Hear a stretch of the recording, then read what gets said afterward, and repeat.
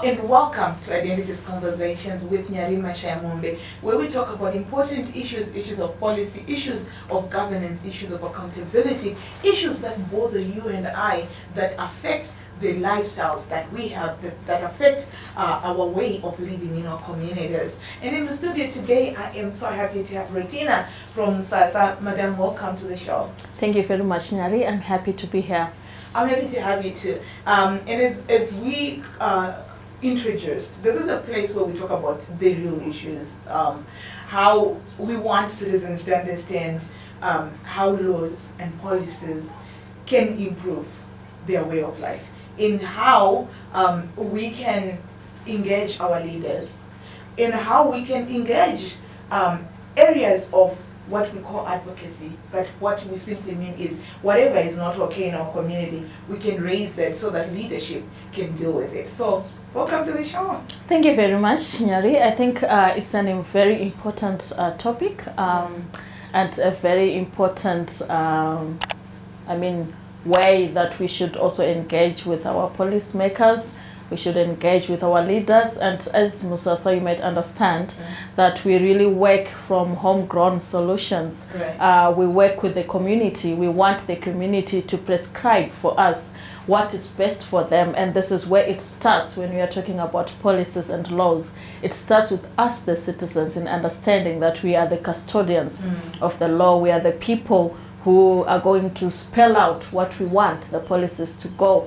And as you know, Musasa, we work around issues of gender-based violence, and we are saying in our advocacy initiatives, which are mostly localized, we are looking at local leadership. Right. We are saying what is the role of local leadership when we are talking about policies and laws. How can they engage more with the people? How can they understand what their communities want? And it boils down to the religious leaders to take the forefront in terms of the policy making processes. When we are making laws in Zimbabwe, where are the religious leaders? How can they position themselves when we are talking about gender-based violence? Are they coming forward to say, no, this should end? Or are they the perpetrators of violence? Or are they the ones who are going to say, in my community, that kind of a thing? Because we are saying they should come forward first. They should stop this menace. And if a policy is mad, and there is such policies in Zimbabwe which protects women, various policies, the Domestic Violence Act, international instruments that we subscribe to as Zimbabweans, but how to make a policy work is what we at the local level are going to do about that policy, are going to implement that policy. Our gatekeepers, which are the religious leaders, which are the traditional leaders, Exactly. and we are saying, let's position the traditional leaders to a point where they appreciate the policies, where they appreciate the law. In Southern Africa, and in Africa, you would understand that Zimbabwe is good on paper. We do have great policies that protect women. We do have great policies that advance the cause against gender-based violence. But what usually lacks is the implementation thereof. Right. And it starts with our gatekeepers, like I've said, the religious leaders. What are they saying? The traditional leaders, who are the custodians of the people, who monitor our movements at local level, are the same people that we say, please, let's adhere to the policies. Please make a decided stance to end gender-based violence in the communities, because you are the gatekeepers to the law. In other words, you are the policymakers as well, and you are the persons who are solely responsible to ensure that we align our policies to the behaviors and the gender norms that exist in our societies. Wow, that's a mouthful. And I definitely thank you for really giving us a good foundation of this conversation to say we must understand the role of the citizen in understanding the law. And I also think that we as citizens, we must begin by knowing the law. What does the law say? What does the Constitution say? What section of the Constitution protects my safety as a woman, as a girl, even as a man? Because gender-based violence, we know it's affecting men as well, but mostly women. And even as a law-abiding citizen, why I should not violate the next person, I should be directed and be following a certain law. So I absolutely agree with you. And also, I think you raise important issue of of the role of leaders, the role of local leaders. And as you were just talking about, emphasizing especially the issue of local leaders, I think that's very profound in the sense that Zimbabwe has 85% religious people. And then you look at, if everybody was doing according, if they're Christian according to the Bible, if they actually 85% Christian, and then we have then the traditional, I think it's 10%, and then we have the Muslim, another percentage, I think about 5% in Zimbabwe. So you find that religion in Zimbabwe is actually a bigger part to play, and so I appreciate you when you hammer on religion. And then we look at the Bible, which actually is advocating for peace, advocating for the love for your wife, how your wife should be loved and violated, and also Muslim, I know a bit about it, where true Muslim practice peace. They are peace-loving people. The Quran is all about peace. And looking at our tradition, in our tradition, women will awubate mai, awubate mkadzi. You know, you don't do that. So, but then we are seeing a lot of confusion in our communities. So I appreciate that you actually laid the ground that for policy to work, citizens must understand policy. They must understand the law. Local leaders, which is the traditional leaders, the religious leaders, must understand their role in the law and respect the law. And I want to also just say that in Zimbabwe especially, I think we have achieved much, and I just want to give props to the likes of MSASA, organizations that have been there forever. And I know MSASA specifically pushed for the, don't tell me, I want to the DVA, domestic violence act. Thank you. I wanted to say it myself, but we so there's been a lot of progress. So the domestic violence act, which was of 2006. Yes, 2002, 2006, going forward. Yeah. Okay. Was actually propagated by MSASA, and a lot of people say, oh, we don't have laws around child marriages, for example. The Domestic Violence Act is very clear. It's an inclusive and a holistic package, and as you alluded, sometimes it's the lack of implementation. I have a question for you, Regina. What do you do as a citizen when you live in a community where so while we have 85%, especially religious leaders, or religious people and Christian people, some of the Christians actually benefit from the malperformances or the violation of women. So it's not, so to speak, in their best interest to push for equal laws, or to push for laws that protect women, because then it's about power. If in a certain church, women are supposed to be married young, early, women are not supposed to speak, men are supposed to do whatever they want, and then you are asking such a leader who is benefiting from that to protect the law. How practical is that? Okay, yes, Nyari, I think what you allude to about power is very important, because when we are looking at gender-based violence, we are looking at the power dynamics. We are looking at patriarchy infusing with Christianity. We are looking at hegemonic masculinities that exist. We are looking at the gender norms, the societal norms, the societal scripts that are already written in the society, which have skewed towards giving a male privilege over the female privilege, and that has made it so very difficult to understand, where does religion stand, where does it place women really, because we do have a little of a mixed pot. But what we need to understand is that in as far as all religions are concerned, be it traditional religion, be it Muslim, be it Christianity, as you have said, we have a certain level of respect that is put on human life, on human dignity. And those who adhere to any form of religion would want to agree that the respect of human life, the respect of human dignity, the respect of women, and acknowledging them as persons with rights and justice are interlinked in any religion. And if it's followed, you understand that gender-based violence can be eradicated one way or the other. That is amazing. We're just going to take a quick break. When we come back, I really, really want us to come back and explore that further, the role of religious leaders and traditional leaders in making sure that there's peace in communities.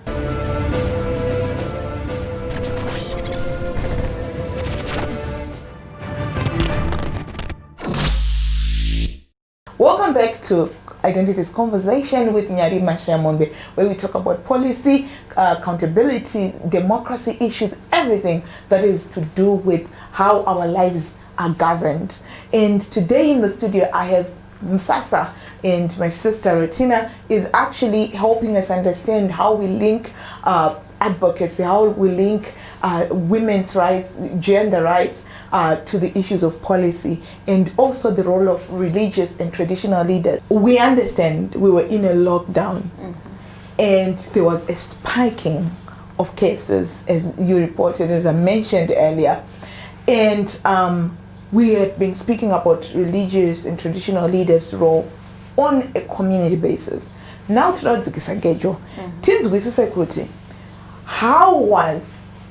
how effective was or is, as we continue in the COVID-19 environment, how effective is the justice system as far as women's rights and gender-based violence is concerned in Zimbabwe? Thanks, Nyari. I think you understand that we have different phases of the lockdown that we experienced in a bid to curb the spread of COVID-19. And the first phase of the lockdown, we saw that there was no movement. There was little to no movement at all. And this affected women in accessing justice, in the sense that they could not go to the nearest police station. They could not access the courts. The courts at that time were closed. So in terms of the right to justice, it was not there practically, and I think it was a heavy blow to the women who needed justice at that particular time. And because gender-based violence does not respect whether you have somewhere to report your case or not, but there was a spike in cases and there was no way to go, and this again fueled GBV in the sense that the perpetrators were aware that women could not access justice. And by justice, we are also not just talking about the formal courts, really. We are also talking about justice in the community. The perpetrators were aware that haukwanisi kuenda kuna sabuku, for instance, haukwanisi kuenda kuna pastor, for instance, you can't even go kuna natete kuti unovataurira kuti ndo zviri kuitika, so that kana pane zvinoda kutaurwa zvitaurwe. So there wasn't any form of justice, formal or informal, that was happening during that time, and it was a heavy blow and a drawback to women as well. And as we continue the phases, you understand there was a bit of relaxation of cases, but we also understand that some cases were not deemed as very urgent. And again, that really affected women in accessing justice, because something which is not urgent to you might be very urgent to somebody else, to me as well. So the justice system plays a pivotal role when we are talking about gender-based violence, and I just want to urge the community to seek justice whenever they are violated, because it's very important that we approach our courts, we approach again organizations that work on women's issues for different various issues, you know, court applications, maintenance cases, and things like that, which is very important. So we do appreciate the role of the justice system. It's a pivotal instrument in the areas of gender-based violence, and we as the public should understand that this institution is there to protect us as women. But we should not fear the courts as well. But how effective is it, my sister? Because I want to understand how available, for example, the police was, how easily accessible they were to attend the cases. Of course, you mentioned that at the beginning there was the intense one that was very horrible, because of course women could not go and get even a peace order against a person who is abusing them, because the courts were closed. But then also I think it lasted for 2 weeks, 3 weeks, and then they opened. To what extent was police effective? So for me, it begins with the police. If mapurisa vakango minimize kesi yako, ayisikutuenda ukoti hapana nyaya. So I want to understand How equipped was the police? How available was the police? How serious were they with women's issues? And do they continue being serious with as far as gender-based violence is concerned for women and as well as for men?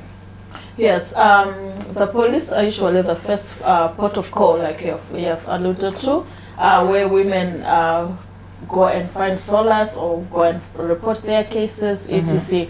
And I think it was also very difficult during that time because accessibility to the police stations was a hassle in terms of letters to go and access the police stations. And sometimes in rural areas there was no transportation at all, and women could not access the first stage whereby they need to get to the police stations and report their cases as well. So that was the first challenge in terms of trying to access the police for justice. And those that managed to get through to the police, I think some did find the help that they needed. Some, because the courts were closed, could not proceed to have their cases heard.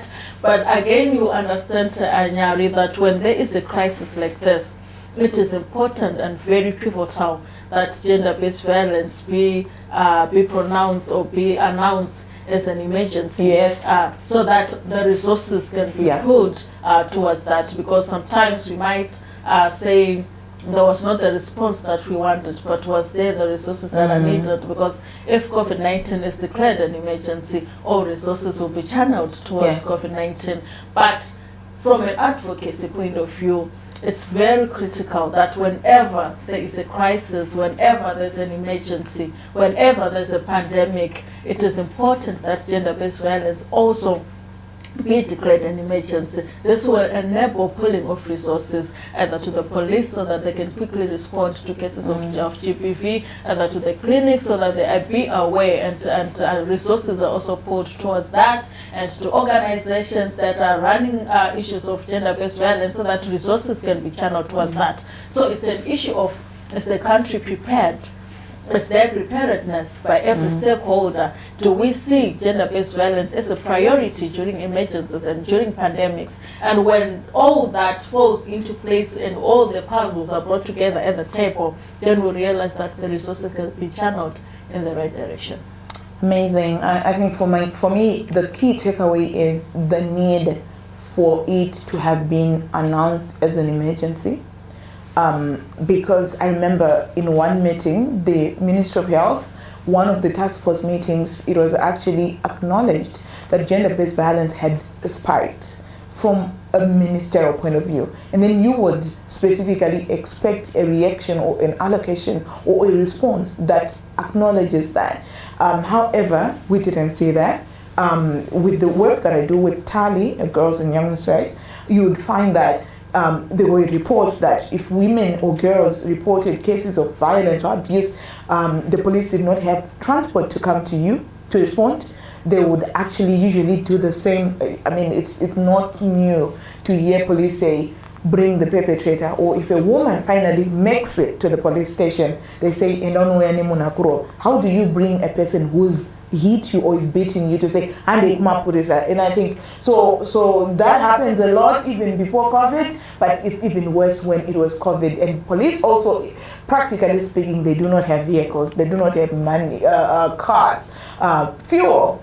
And I remember also reporting at one point a place where when there was lockdowns, there more than 50 people doing whatever they're not supposed to be doing, report that to the police. I reported to the highest police, one of the highest positions.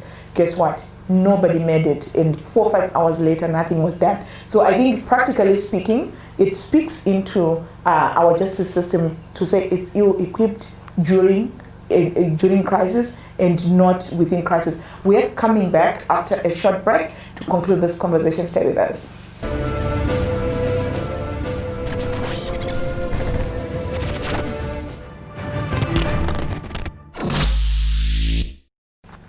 Welcome to Identities Conversations. Today, I love that I have Msasa project in the studio where we're talking about the gender-based violence, issues of access to justice for women and girls, as well as men during COVID-19 lockdowns, but also even during this time that we are in. And we were doing a reflection of how this justice system was available for women or continues being available for women. And we've seen already gaps, like the police is not well equipped. First of all, there are just attitudes issues where police can actually invite you to bring your own perpetrator. How do you do that?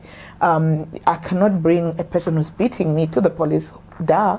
Secondly, the police itself is ill-equipped. They do not have resources. They don't have cars.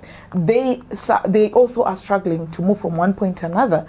So I think for me, it points back to the government, to the policymakers, to the allocation of resources, of which it constitutes my next conversation as we wrap up this beautiful conversation to say, I am a citizen, Rotina, in my community. I'm seeing women and girls, they're suffering. They are being violated, abused. There is a slow reaction, if at all, from the police. In as far as dealing with the situation is concerned, the justice system is being claimed that it's very corrupt. So sometimes nyayas just disappear. They don't make it to the last. What is the remedy for me as a citizen? Is there hope?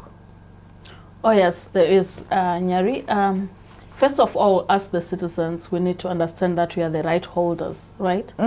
We this is why we are here. We are here to make things straight where they are not, and we are here also to hold the duty bearers accountable for some of the things that we see in our communities. And by this, I'm saying it is our role as the right holders to go to our local councillors, to talk to them so that some of these issues can be addressed, to go to the members of parliament who represent our constituency, to go and demand some of these things, to navigate, to lobby, to advocate, to seek remedies to some of these issues.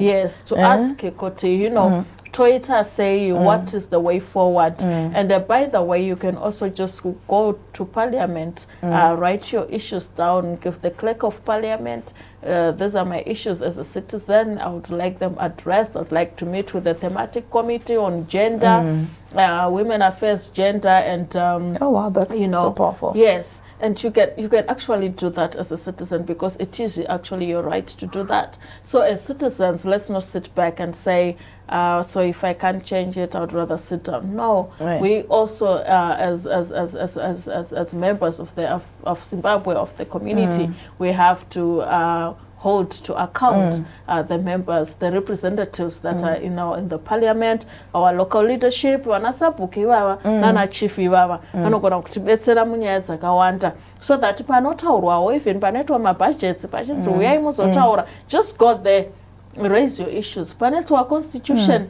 ivapo, taura nyaya yako, be there whenever every action is being taken chinokoncerna your well-being as a citizen. Don't say kune vachanonditaurira. No, it is also your responsibility to say, I want to make my voice be heard when we are talking about issues of gender-based violence. This is where the local advocacy comes from. What does the local want? What you as an individual, what do you want? And what are the channels that you can use to actually advocate for the things that you want? And as a community, you can come together. You can then say, all right, this is what we need to do. This is what we want. How can our voice be heard? We have the local councillor. We have the MP. Let's go there. Let's push our agenda.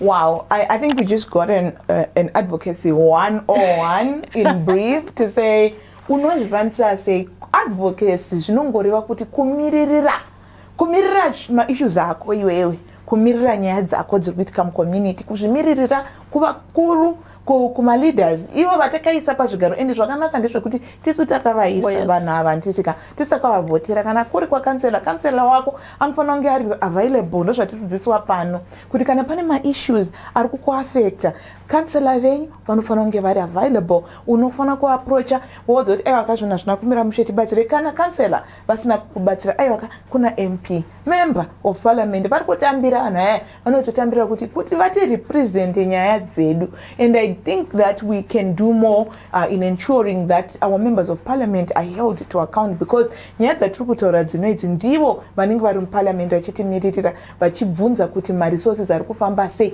vachiengage naminister of finance kuti aivaka madzimai nevana vari kutambura. I remember just a week ago we spoke about the issue of children who some of their schools are not open right now because they are said they don't meet the conditions acceptable for them to open during COVID. And then kune vamwe vana avasikuenda kuchikoro, and we're talking again about the issue of the responsibility of government to make sure that everything is actually catered for. So I think Rotina has also actually encouraged us to take part, whether it be it nyaya gender-based violence, be it nyaya dzavana chikoro, enda kwa councillor, enda kwa member of parliament. Kwa kana member of parliament vasiri kutaura zvazotaura zvikanzi unogona kutoya parliament. And is it? Parliament, I told this what pane a way that you write your things down. Kwa clerk of parliament, I know they are very receptive people. You write your issues down, and I think kune ma petitions. Hanogona kuita kune ma NGOs wobo arikushanda nema community. Kana one issues I know take a life. I know even Sasa, a lot of organizations in your communities who are ready to work with you to help you advocate for your issues in your community. So ngatitaure ngatisango complain, ngatitaure chibata ma petition edu kuti iyi petition edu yatakaendesa petition irongova bepa kana tsamba chayo yokuti tinoda kuti zvidai tinokubatsirai nema NGOs.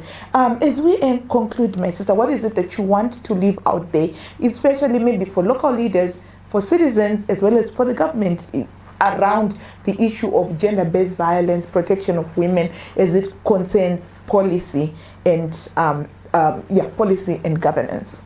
Thank you very much, Nyari. I think what I want to say to the citizens is that it's up to us to respect the women. It's up to us to change the policies. It's up to us to implement the policies. Let's work together with our local leadership, with our members of our parliament, with everybody, so that we come to a point where we agree on issues of accountability and governance. Thank you very much. That was us having a conversation around women protection, issues of peace, gender-based violence, the justice system being at the center of ensuring that women are protected. I think we've been seeing protests around Namibia, in other countries, where at the center of it are women's issues. And we are actually also coming to 16 days of activism, where we again highlight the issue of women and girls. And just recently we had the International Day of the Girl Child, where again we were highlighting the issues that affect the girl child. At the center was issues of child marriages, issues of gender-based violence, issues of rape. I say to you that as we end as Identities conversations, we are huge on the law, we're huge on the policy, we're huge on the role of accountability and good governance. And if you have an issue that we want us to raise that is linked to policy, governance and accountability and the role of leadership in your community, we are here to talk to you. You are welcome to our show anytime. Until next time, have a good one.